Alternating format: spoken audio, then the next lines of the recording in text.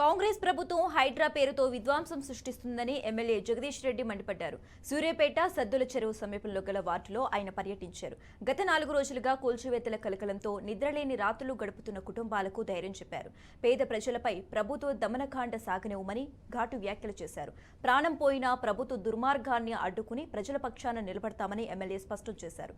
సూర్యాపేట సద్దుల చెరువు కింద ప్రాంతం ఎట్టి పరిస్థితుల్లోనూ ఎఫ్టీఎల్ కాదని తొందరపాటు నిర్ణయం తీసుకుంటే ప్రభుత్వమే తీవ్ర ఇబ్బందులు ఎదుర్కోవాల్సి వస్తుందని ఆయన హెచ్చరించారు. ఈ 10 నెలల కాలంలో కాంగ్రెస్ ప్రభుత్వం వచ్చిన తర్వాత పరిపాలన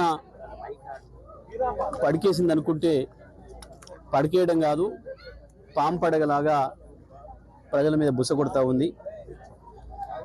ప్రభుత్వం విధ్వంసం సృష్టిస్తుంది, రాష్ట్ర అభివృద్ధిని నాశనం చేస్తూ ఉంది. ఒక సోయి లేని ప్రభుత్వం, బాధ్యత లేని ముఖ్యమంత్రి, బాధ్యత లేని మంత్రులు, అర్థం పర్థం లేని పనులతోని లక్షలాది మంది ప్రజల్ని నిద్ర లేని రాత్రులకు గురి చేస్తున్నారు.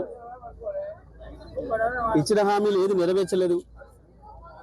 ప్రజలు ఎక్కడ తిరుగుబాటు చేస్తారో, ఎక్కడ డిమాండ్ చేస్తారో మమ్మల్ని మా హామీలు నెరవేర్చమని చెప్పి అడుగుతారని చెప్పి భయానికి ప్రజలను భయభ్రాంతులకు గురి చేసి పోలీసులను అడ్డం పెట్టుకొని అణిచివేసే కార్యక్రమాలకి శ్రీకారం చుట్టింది ప్రభుత్వం. కూల్చివేతలు చాలా ఆశ్చర్యంగా ఉన్నాయి. నిజమే చెరువుల్ని రక్షించుకోవాలి, కుంటలు రక్షించుకోవాలి, నీళ్ళను సంరక్షించాలి, అందులో సందేహం లేదు. కానీ అదే సందర్భంలో ప్రభుత్వానికి ప్రజలకు సంబంధించిన బాధ్యత ఉన్నది.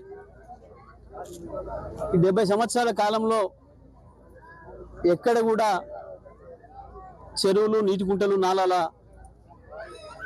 బఫర్ జోన్లు నిర్ణయించి బోర్డులు పెట్టాలి. పైగా తెలంగాణలో ఒక ప్రత్యేకత ఉంది.